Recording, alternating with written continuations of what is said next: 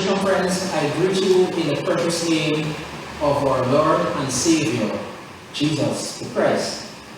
As I read the scripture readings for the month of May, I came across a statement from Jesus that he made more than once. That statement was, "Let not your heart be troubled." While there may be several interpretations as to what that means, one possible meaning of this is, do not worry. Jesus made a statement as he approached the time of his crucifixion.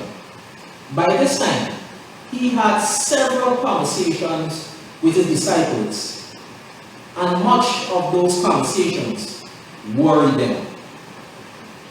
Not only did some of the things he said worry them, but he had some confrontation with the leaders of the Jews who wanted to seize him, to kill him. The Lord, knowing how his disciples felt, did not want them to worry. So he said to them, "Let not your hearts be troubled." He was saying to them, despite of all you have seen, despite of all you have heard, despite of all of the daunting experiences you've had, let not your heart be troubled. I believe in this season, Jesus is still telling those who belong to him, let not your heart be troubled. Despite of all the worries you are facing right now, let not your heart be troubled. This is the name of the series for this month. Today we begin with a sermon entitled, "Let not your heart be troubled. Jesus is your shepherd." On Sunday, May 10th, let not your heart be troubled. Believe in Jesus. On Sunday, May 17th, let not your heart be troubled. The enemy has no hold over Jesus. On Sunday, May 24th, let not your heart be troubled. Jesus prayed for you. And we end on Sunday, May 31st, with let not your heart be troubled. Jesus empowered you. Today, let not your heart be troubled. Jesus is your shepherd. Let us pray. Lord, we thank you for this opportunity to hear from you. Lord, in the name of Jesus, I pray that you speak through me and speak to us and cause your word to bear fruit in our lives 100-fold. All these things I ask in the precious name of Jesus. Amen. In the 10th chapter of John's Gospel account, Jesus was in Judea during the festival of Tabernacles. The 12 disciples were there. Many people who had come to believe in him were there. People who came for the festival were there. And the Pharisees were there. At the time, Jesus was speaking directly to the Pharisees, whom, from Jesus' discussion, we could tell that they were not his sheep. John, who claimed to be the disciple that Jesus loved, recorded this discussion for the benefit of all who were, are, and will be Jesus' sheep. The sheep refers to those who belong to Jesus. At that time, it referred to those who believed in him. In our time, it refers to those who believe in him and accept him as their Lord and Savior. A shepherd is someone who provides shelter for the sheep, leads the sheep, protects the sheep, and goes after sheep that have gone missing. In verses 11 and 14 of John chapter 10, Jesus said, "I am the good shepherd." Jesus is not merely a good shepherd. Jesus is the good shepherd. In fact, he is perfect. He would never lead us astray. He would never lead us the wrong way. Even when it seems like things are going wrong, it will turn out right once Jesus is our shepherd. Jesus, the good shepherd, keeps up his end of the bargain at all times. You can depend on him at all times. He does for us what no one else can do. For example, he can keep the heart of a 90-year-old person beating from the time their heart was formed in their mother's womb to the day they die. Jesus can do for us what no one else can do. Jesus can do for us what no money can buy. For example, he provides the oxygen that we have been breathing in every day for our entire lives. Imagine having to pay for that. The wealthiest person on earth would not have been able to afford it. By now, in light of what has been happening around the world, much of the world may know, or ought to know by now, that there are some situations that no person can help us. There are some situations that no amount of money can save us. Many times we look to people for help and we trust in money for help instead of looking to Jesus, the Good Shepherd, whom is our true help. The old song says, everybody ought to know who Jesus is. He is the lily of the valley. He is the bright and morning star. He is the fairest of 10,000. Everybody ought to know. Today you ought to know. Let not your heart be troubled, regardless of the difficulties of life right now, because Jesus is your shepherd. Jesus is the good shepherd.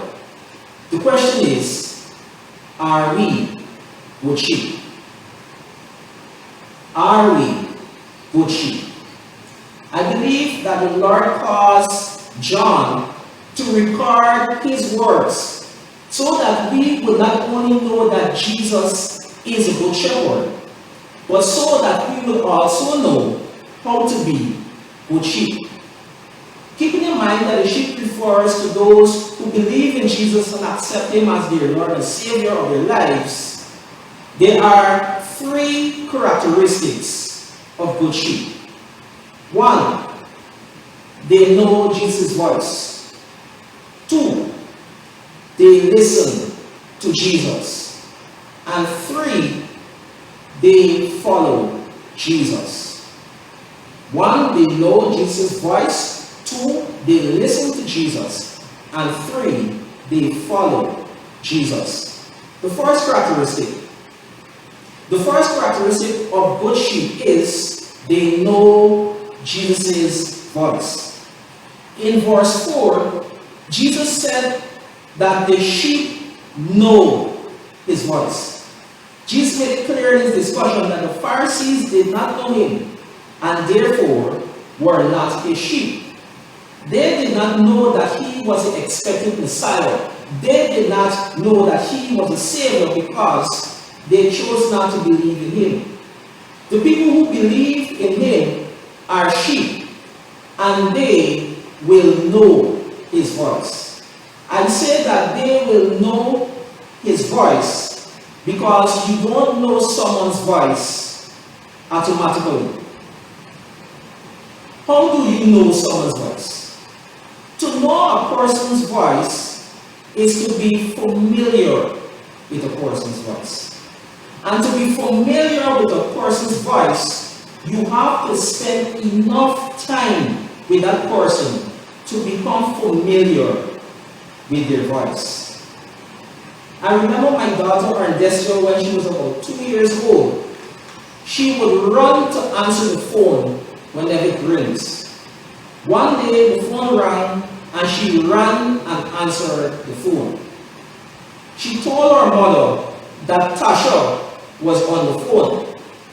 When my wife answered the phone, to our surprise, It was indeed Sister Natasha from Mount Zion. My daughter spent enough time around Sister Natasha and heard her voice often enough to recognize her voice on the phone.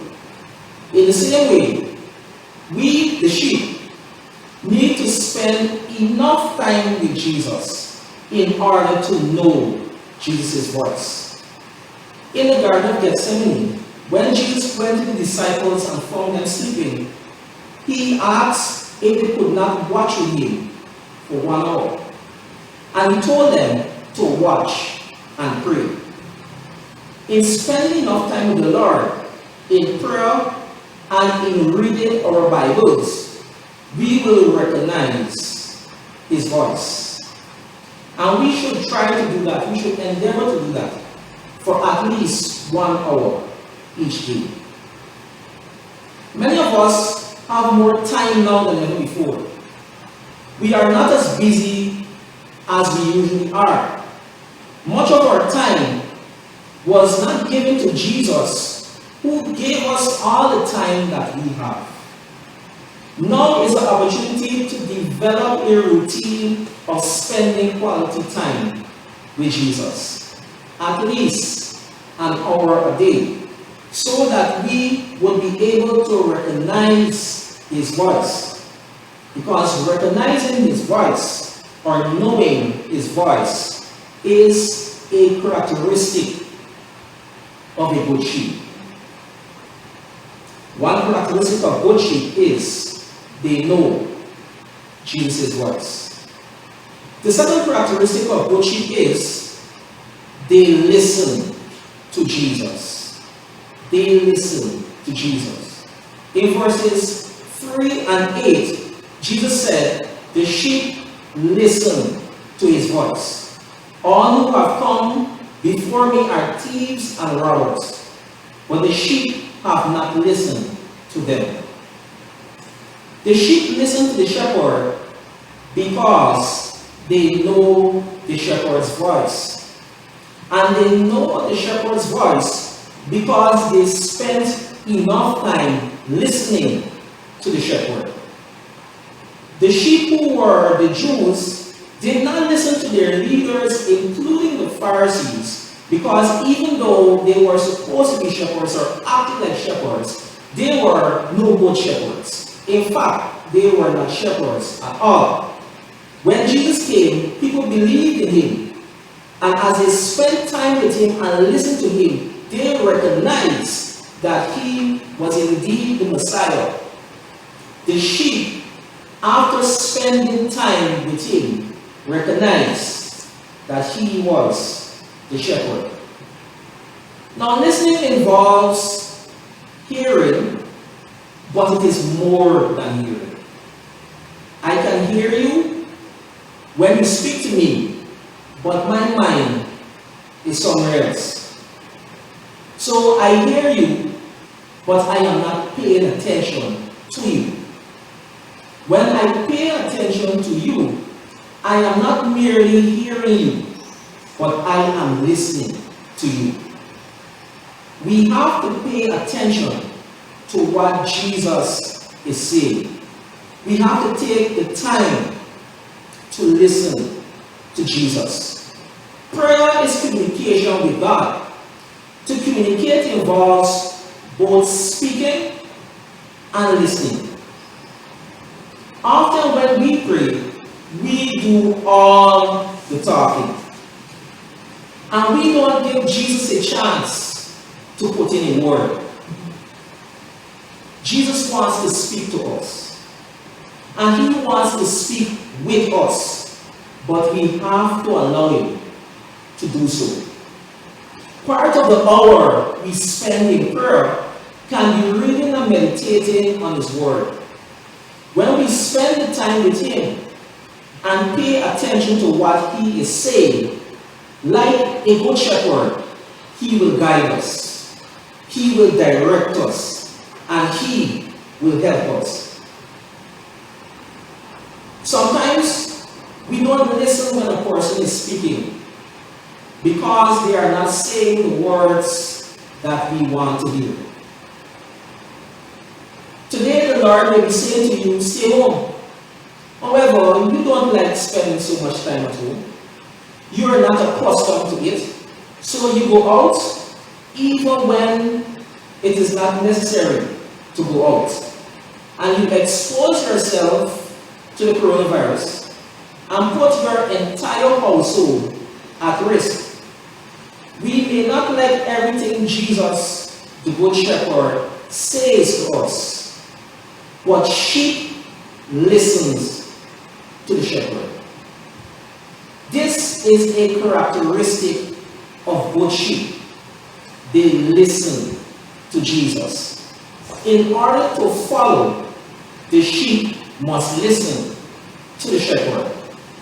And this brings us to the third and final characteristic of good sheep. They follow Jesus. They follow Jesus. Listen to verses 3 to 5. The gatekeeper opens the gate for him, and the sheep listen to his voice. He calls his own sheep by name and leads them out. When he has brought out all his own, he goes on ahead of them, and the sheep follow him because they know his voice. But they will never follow a stranger. In fact, they will run away from him because they do not recognize a stranger's voice. The sheep follow the shepherd because they know the shepherd's voice. As a result of spending time listening to the shepherd. The sheep does not follow a stranger because they are not familiar with the voice of a stranger. They don't know the voice of a stranger. So they will not listen to the stranger. They will listen to the voice of the shepherd. That is what good sheep do. Now, if knowing Jesus, his voice, results from spending enough time with him every day, and we are not spending enough time with him, we will not always be able to recognize his voice. Therefore, we can end up following the voice of the enemy rather than Jesus, the Good Shepherd. It is also important to note that every time we choose to do what is wrong or we commit a sin, we are not following Jesus in that moment. Indeed, all have sinned and come short of the glory of God.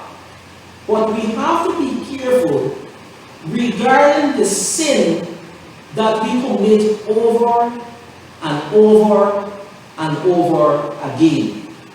This is referred to as habitual sin. We must strive to follow Jesus at all times because sin committed habitually opens us up to the enemy who seeks to steal, kill, and destroy us. Judas Iscariot was one of the 12 disciples. He was one of Jesus' sheep. He knew Jesus. He listened to Jesus. But he did not always follow Jesus. There was a sin he committed habitually. There was a sin he committed again and again and again, which opened him up to be used by the enemy. This resulted in his betrayal of Jesus. The sin he committed habitually was taking money that he should not have taken. This is revealed in John chapter 12, when Mary used expensive perfume to anoint Jesus.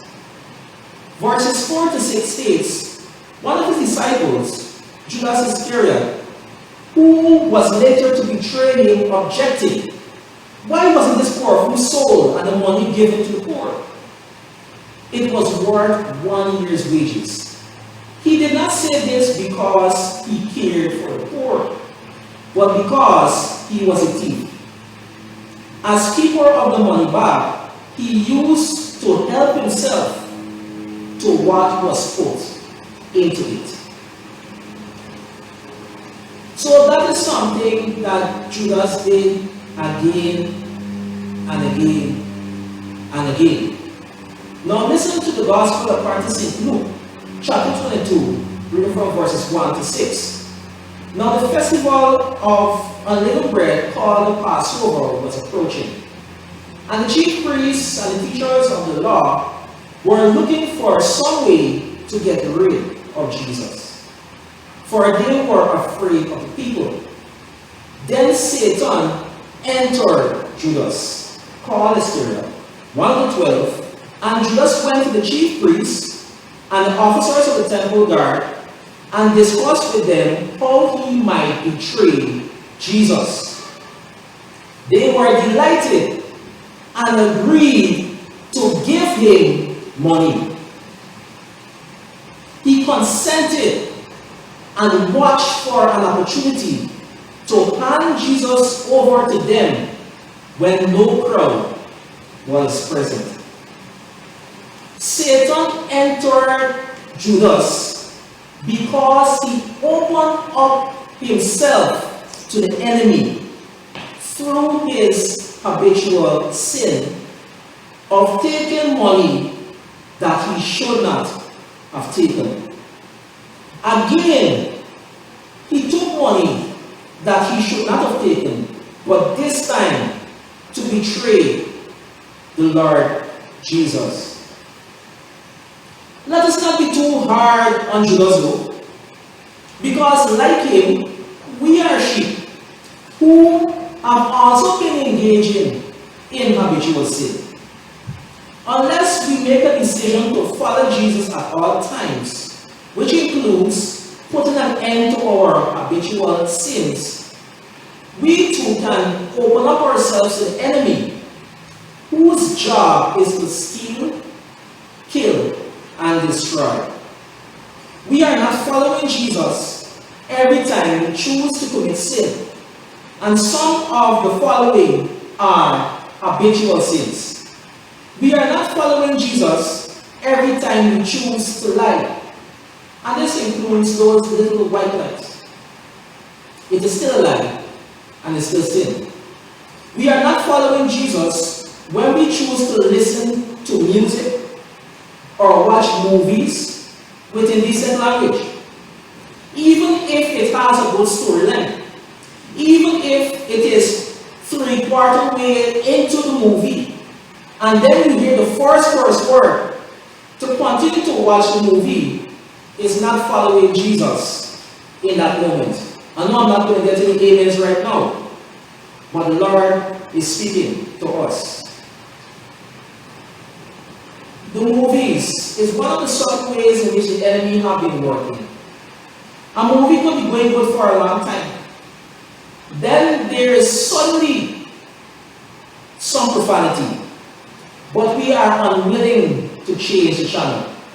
We are unwilling to leave the cinema or theater because the movie gone too far or the storyline is too good.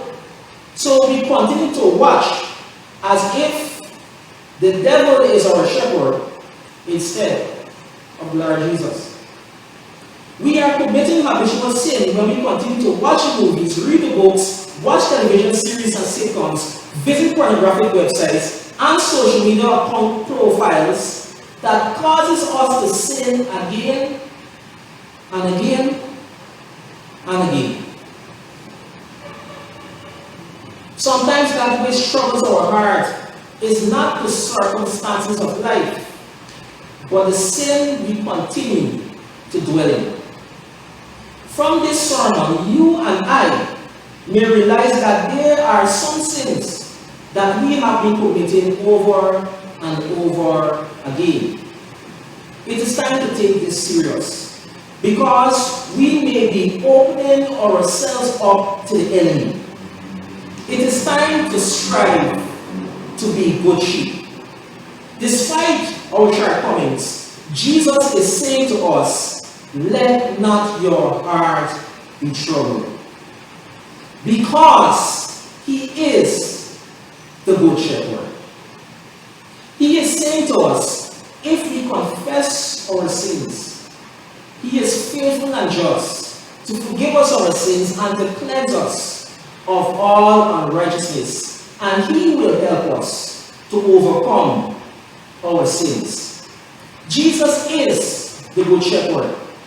Let us strive to be good sheep who knows Jesus' voice as a result of spending enough time listening to Him, and who strive to follow Him at all times by repenting of sins that we have been habitually committing.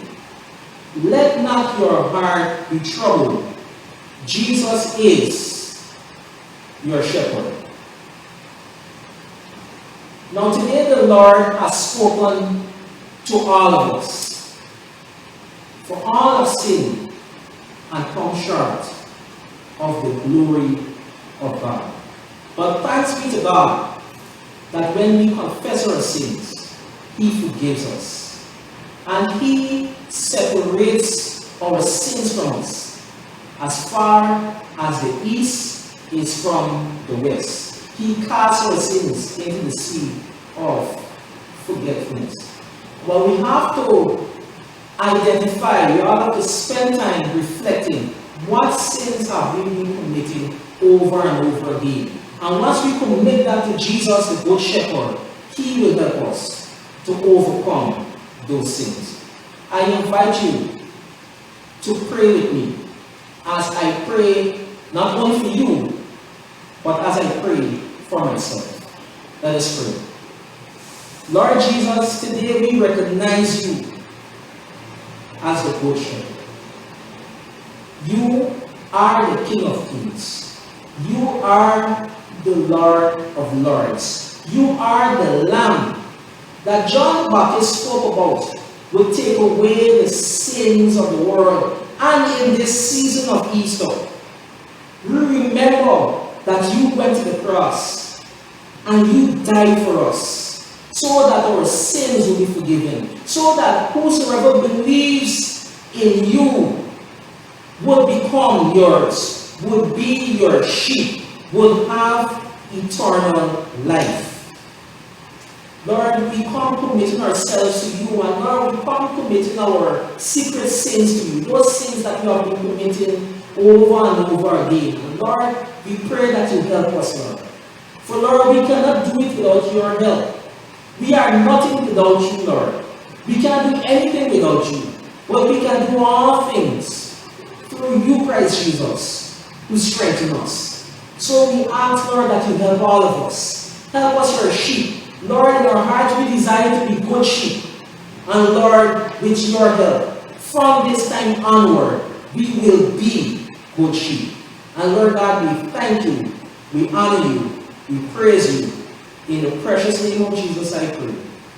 Amen. Now if there's anyone today whom you felt Jesus knocking at the door of your heart, and you have not accepted Jesus as your Lord, Jesus wants to be your shepherd. And He wants to be that good shepherd that only He can be. Only He who can do the things that no one else can do, who can do the things that money can't buy. He wants to be your shepherd today. Today, if you are willing to make Jesus the Lord, just say this simple prayer believing, Lord Jesus, I believe in You. Please forgive me of my sins. Come into my heart. I receive You as my Lord and personal Savior. In Your name I pray, Lord Jesus. Amen. If you have said that prayer, I want you to make contact with a church and let someone know that you have made Jesus the Lord of your lives. Get into a church family, into a church community where you can be nurtured in the Lord, and Jesus will be your good shepherd.